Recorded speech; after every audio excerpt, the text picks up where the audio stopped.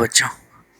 तो आज हम लोग इकोनॉमिक्स में चैप्टर नंबर 3 कंटिन्यू करें, जो चैप्टर का नाम है डिमांड।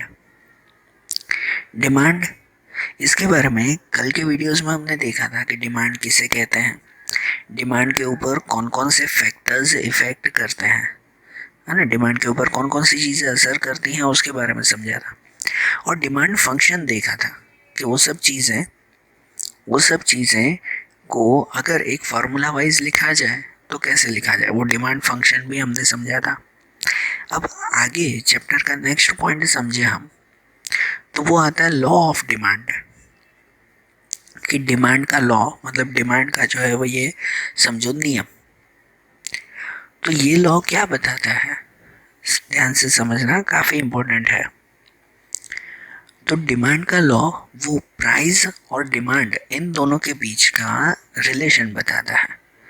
प्राइस और डिमांड के बीच का रिलेशन वो ये लॉ में समझाता है, जो कहते हैं इस लॉ में कि when other factors influencing demand remain unchanged, if price of a good falls its demand expand, and if price of a good rise its demand contracts.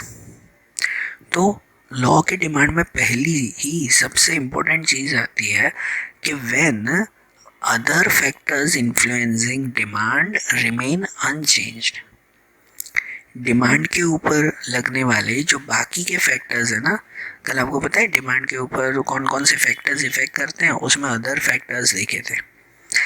Price के अलावा के फैक्टर्स कि जिन अदर फैक्टर्स में आते हैं कि प्राइस डिमांड के ऊपर कस्टमर का टेस्ट एंड प्रेफरेंस इफेक्ट करता है ना।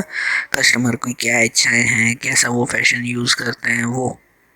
इसके अलावा कंज्यूमर की इनकम, उसके रिलेटेड गुड्स के प्राइस कि जिसमें नहीं सब्स्टिट्यूट गुड्स और कॉम्प्लीमेंट्री गुड्स के price, expectation about future price मतलब फ्यूचर में प्राइस क्या बदलेगा या नहीं, तो वो भी डिमांड पे असर करता है। या तो फिर size and demographic profile of population, या तो फिर पॉपुलेशन इफेक्ट करती है। तो ये सब चीज़ें डिमांड पे इफेक्ट करती हैं।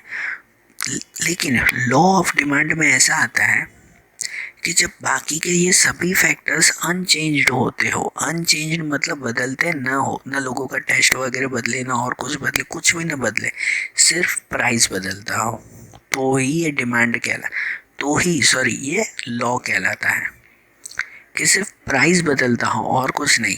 तो उसके लिए कहते हैं कि if price of a good falls its demand expand.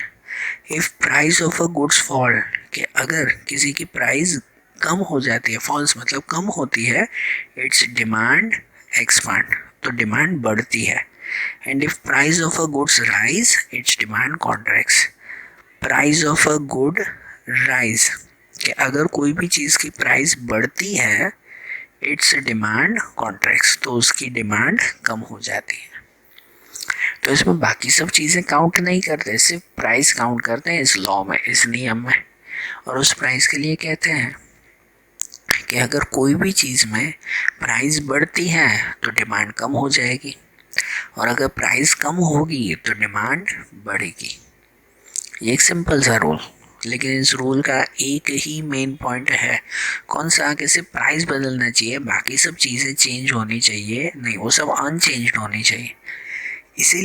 इसीलिए इस लॉ के लिए ये अजम्पशन रखे जाते हैं, assumption of law of demand, जिनमें अजम्पशंस में ये अंदाज़ा लगाया जाता है कि सिर्फ प्राइस बदल रहा है और कोई भी चीज़ बदल रही नहीं है, सिर्फ प्राइस चेंज हो रहा है और कुछ भी नहीं।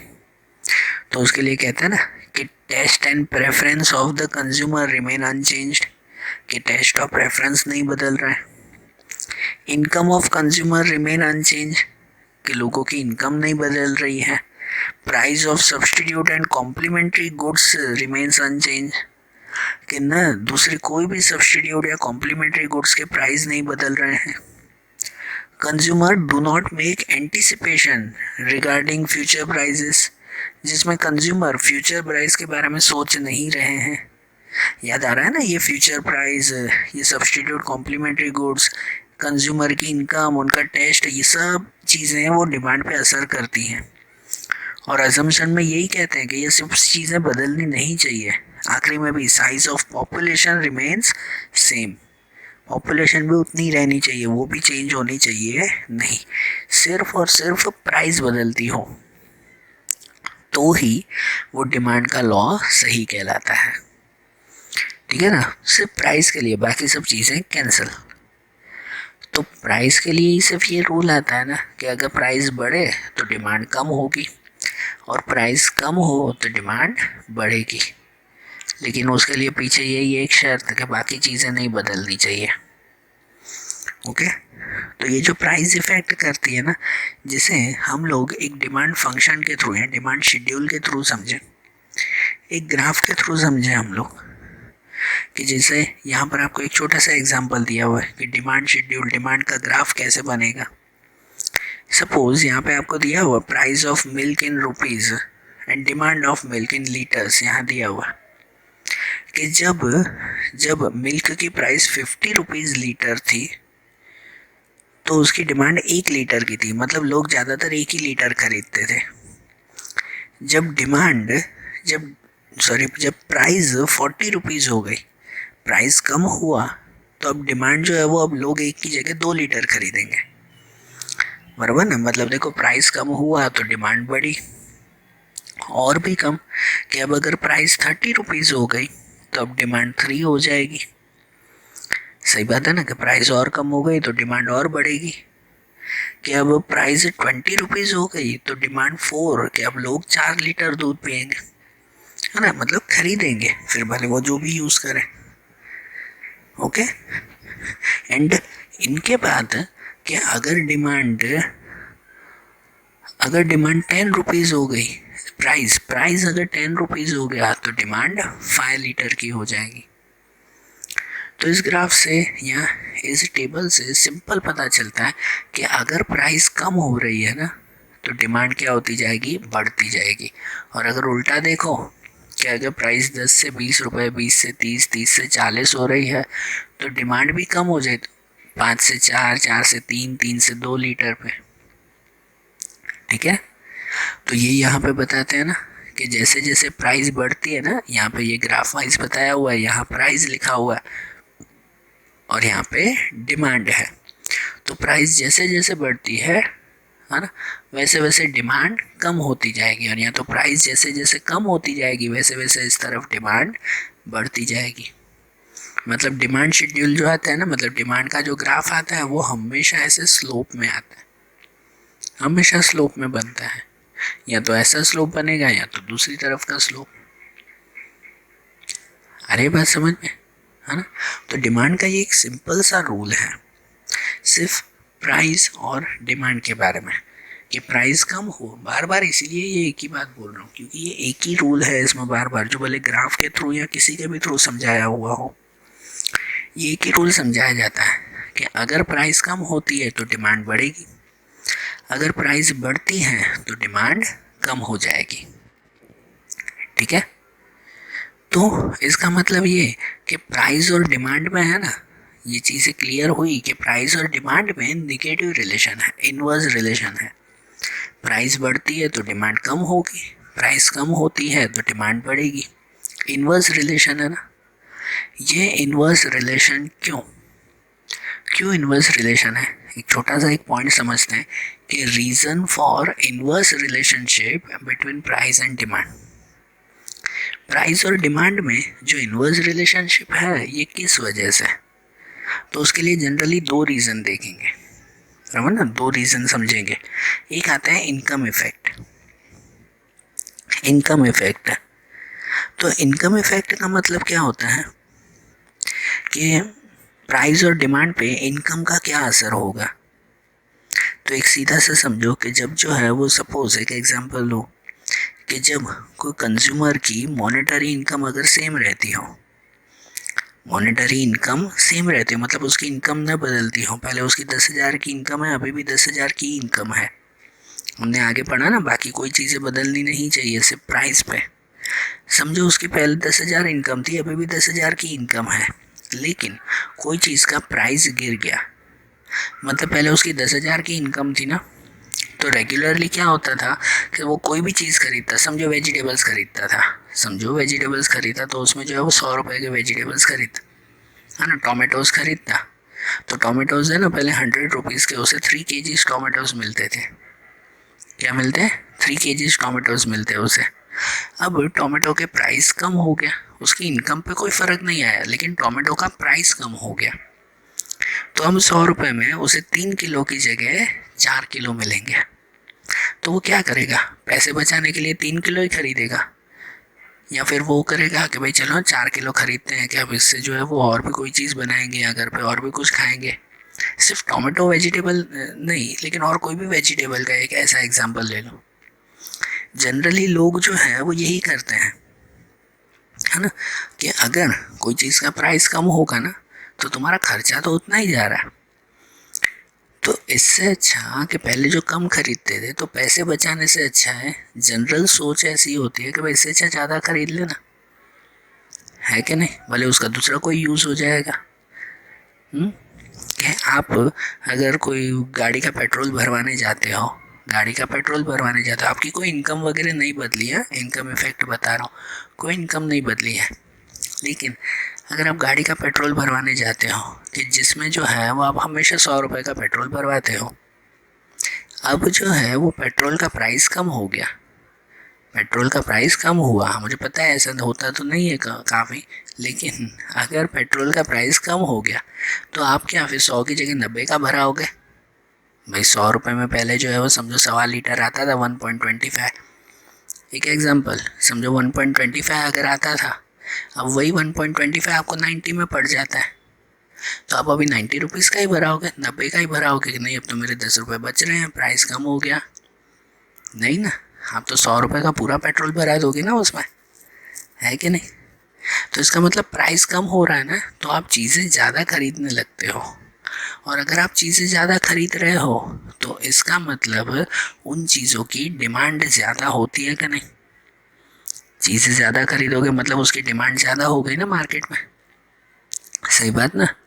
तो इसीलिए कहते हैं कि प्राइस और डिमांड में ना इन्वर्स रिलेशनशिप है, जिसमें ये पहला इनकम इफेक्ट से हमने समझा कि आपकी इनकम भले ही सेम रहती हो, लेकिन अगर कोई भी चीज़ की प्राइस कम होती है ना तो आपकी ऐसा लगता है कि भाई एक्चुअल इनकम जो है वो इंक्रीज़ हो गई, कि आप अभी ज़्यादा पैसे आपके पास बच रहे हैं, तो इसलिए आप ज़्यादा पैसे खर्च करने लगोगे, ज़्यादा चीज़ें खरीदने लगोगे, सही बात है। यह दूसरा आता है, वो आता है सब्स्टिट्यूशन इफेक्ट। सब्स्टिट्यूशन इफेक्ट मतलब क्या? सब्स्टिट्यूशन मीन्स, तो सब्स्टिट्यूट गुड्स जो कहलाता है ना, जैसे कि टी एंड कॉफ़ी, तो हमने जैसे आगे भी वो अजम्पशन में देखा कि सब्स्टिट्यूट गुड्स का प्राइस चेंज होना चाहिए नहीं। जैसे कि टी एंड कॉफ़ी, आप दोनों को उनमें से जो है वो क्या ज़्यादा पसंद है? सपोज कि आपको अगर टी ज़्यादा पसंद है, कि अगर चाय पीना ज़्यादा पसंद है, तो अगर आपका टी और कॉफ़ी में से आप हमेशा जो है वो ऑप्शन चुनते हो जो भी आपको पसंद हो उसका, तो उसमें अगर जो है वो चाय के सामने कॉफ़ी के प्राइस में कोई फ़र्क ना पड़ता हो, लेकिन चाय का प्राइस अगर कम हो जाता हो, कॉफ़ी के प्राइस में कोई भी फ़र्क नहीं, लेकिन अगर चाय का प्राइस कम हो जाता हो तो फिर क्या होगा उसमें, कि लोग जो है वो ये कहेंगे कि अब तो भाई उन्हें कॉफ़ी जनरली जो है वो बाकी के कंपैरिजन में महंगी लगने लगेगी, है ना, महंगी लगने लगेगी ना, कि भाई अब तो ये कॉफ़ी जो है वो ज़्यादा महंगी है, इससे अच्छा तो भाई ये चाय जो है वो सस्ती पड़ रही है। तो कॉफ़ी का प्राइस तो पहले भी कुछ बदला ही नहीं, वो तो वैसे का वैसा ही है, प्राइस तो किसका बदला? चाय का बदला। तो फिर भी हमें चाय जो है वो ये सस्ती लगने लगे और कॉफ़ी पहले से ज़्यादा महंगी लगने लगे, तो इनडायरेक्टली लोग जो है वो ये चाय पीना ज़्यादा पसंद करेंगे, है ना, चाय पीना आप जो है वो ज़्यादा ही पसंद करेंगे ना उसमें, तो उसकी डिमांड खुद ब खुद जो है वो ये इंक्रीज़ हो जाएगी। जैसे कोकोनट वाटर और कोल्ड ड्रिंक का एग्जांपल आता है, coconut water and cold drink, कि अगर सपोज़ गर्मी के वक्त जो है वो ठंडक के लिए या कोकोनट वाटर पी सकते हो या कोल्ड ड्रिंक पी सकते हो, समझो कोल्ड ड्रिंक का प्राइस बिल्कुल भी चेंज नहीं हो रहा है, वो जैसा है वैसा का वैसा ही है, लेकिन कोकोनट वाटर का प्राइस जो है वो ये कम हो गया, उसका प्राइस कम हो गया। तो आप जनरली जब कोल्ड ड्रिंक भी पीने वाले हो ना तो भी आपको लगेगा नहीं यार, इससे अच्छा तो वो नारियल पानी जो है वो ज़्यादा सस्ता है, तो वो ज़्यादा हेल्दी होगा। तो तो जो कोल्ड ड्रिंक पीने वाले भी होंगे वो भी जो है वो ये कोकोनट वाटर पिएंगे, तो इसकी वजह से उसकी डिमांड जो है वो ये धीरे धीरे बढ़ती जाएगी ना। तो इस तरह से सब्स्टिट्यूशन इफेक्ट में आता है कि दूसरी चीज़ों का प्राइस बदले या ना बदले, लेकिन अगर आपकी चीज़ का प्राइस अगर चेंज हो रहा है ना, कम हो रहा है या ज़्यादा हो रहा है, तो भी वो आपकी डिमांड के ऊपर काफ़ी इफेक्ट करता है। इसकी वजह से भी कहते हैं कि प्राइस और डिमांड में ना इनवर्स रिलेशनशिप है। सही बात है। तो देखो, अब पॉइंट एक नया ध्यान से सुनना कि डिमांड के ऊपर जो हमने लॉ समझा है, वो लॉ सिर्फ और सिर्फ किसके बारे में बताता है? प्राइस के बारे में। कि प्राइस बढ़ेगी तो डिमांड कम होगी, प्राइस कम होगी तो डिमांड बढ़ेगी, ये बताता है ना। सही बात है ना। लेकिन क्या इस लॉ के कुछ एक्सेप्शंस हैं? एक्सेप्शन मतलब क्या कोई ऐसी चीज़ है जिसके ऊपर ये लॉ नहीं लगता? जनरली ऑलमोस्ट हर चीज़ ऐसी होती है कि जिसका अगर प्राइस कम हो जाए ना तो उसकी डिमांड बढ़ेगी, लेकिन अगर प्राइस बढ़े तो उसकी डिमांड कम हो जाएगी। लेकिन क्या कोई चीज़ें ऐसी हैं कि जिसका अगर प्राइस बढ़े ना तो डिमांड कम होनी चाहिए लेकिन कम नहीं होगी, उल्टा बढ़ेगी? या फिर क्या कोई चीज़ें ऐसी हैं कि जिसमें प्राइस कम होने से उसकी डिमांड बढ़नी चाहिए तो बढ़ने की जगह उल्टा डिमांड कम हो जाएगी प्राइस कम होने से? हाँ, तो इसका मतलब उसमें तो ऐसा लॉ नहीं लगेगा ना। तो क्या डिमांड के लॉ के कुछ एक्सेप्शंस हैं? तो हाँ हैं।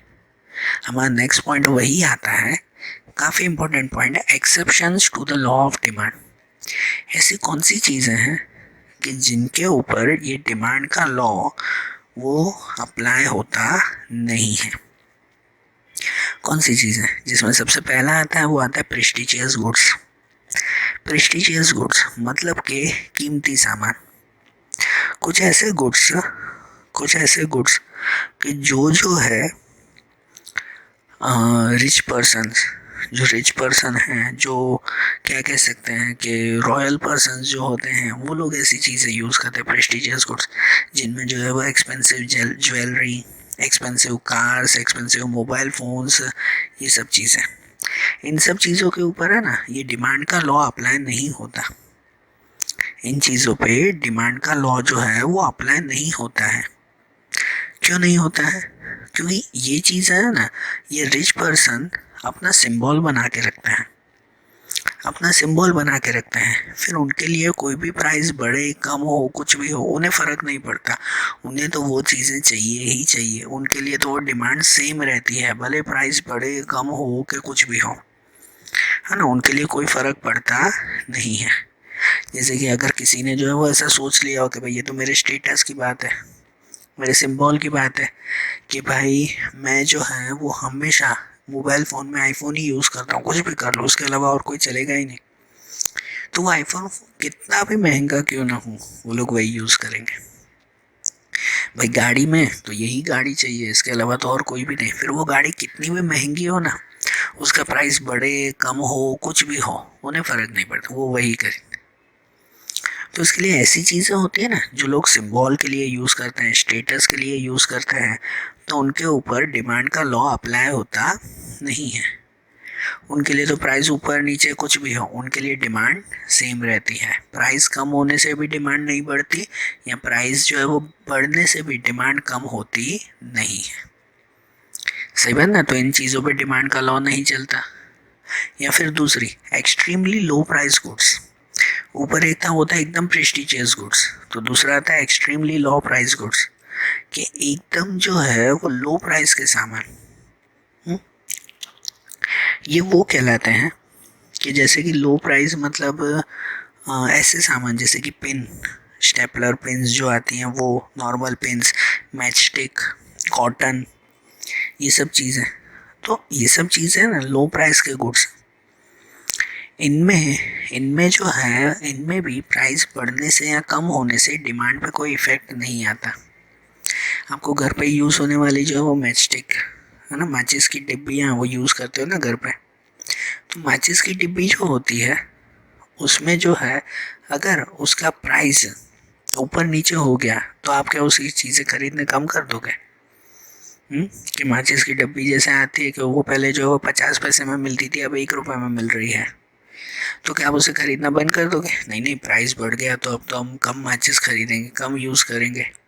करते हो ऐसा माचिस की डब्बी के लिए? नहीं ना।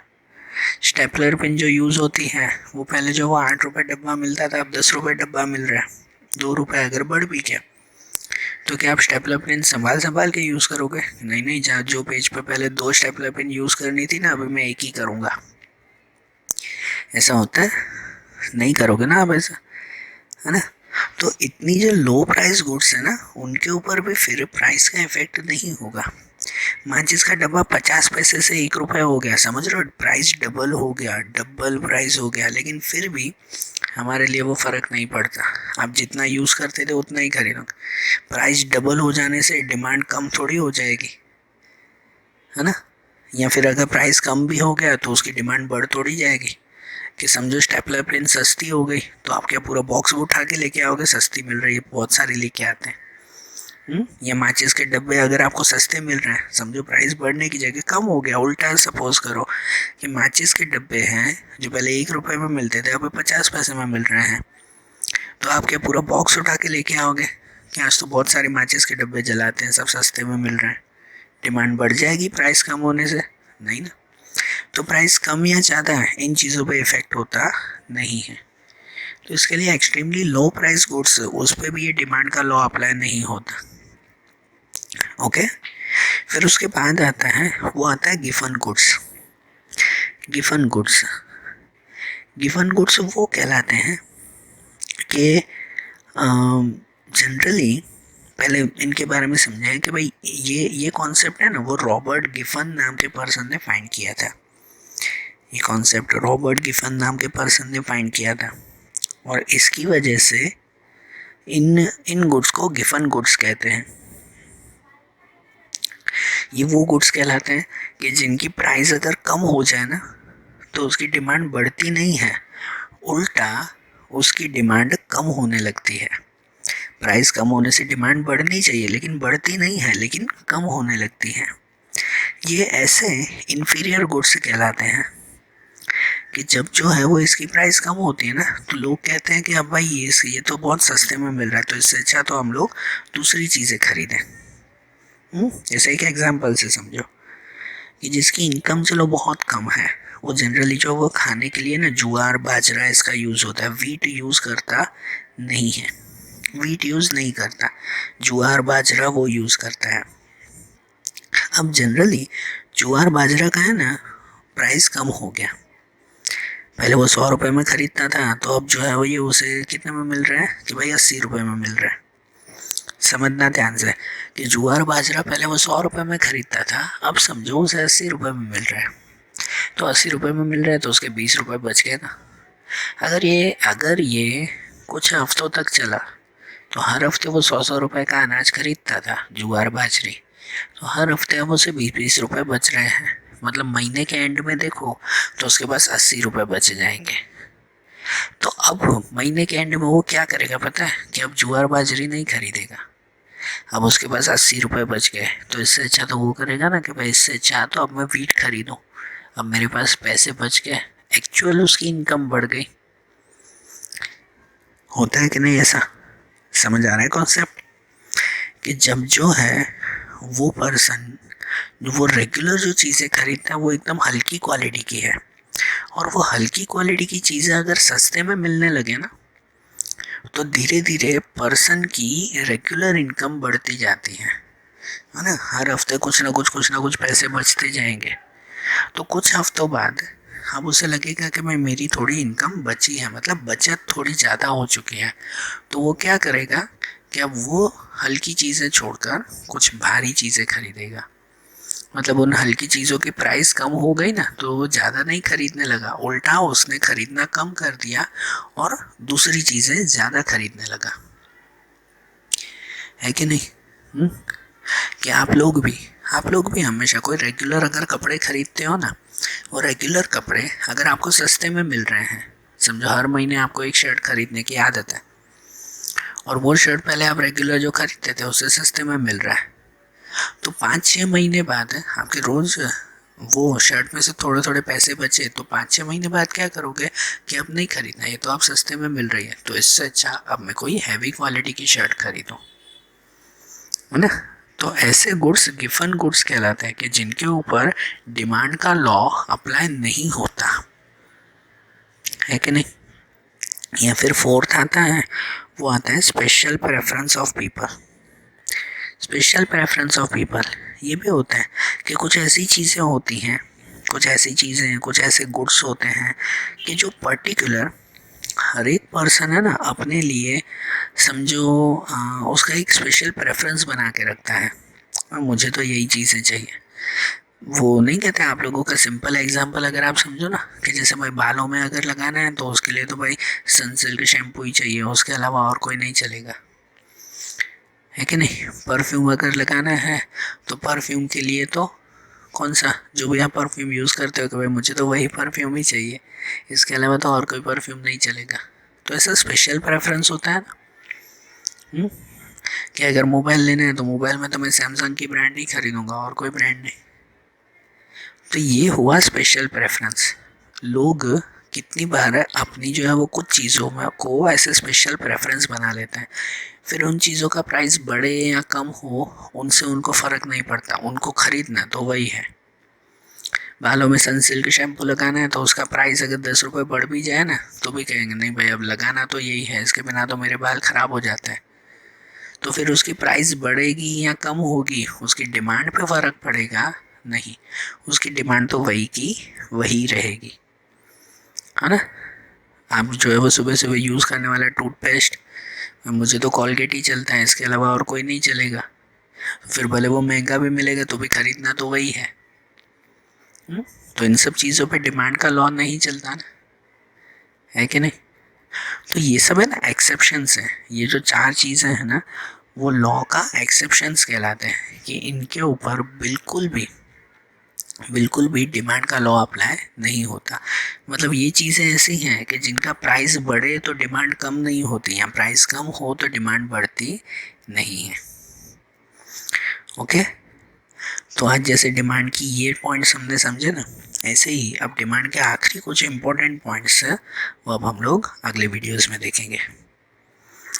Okay, thank you.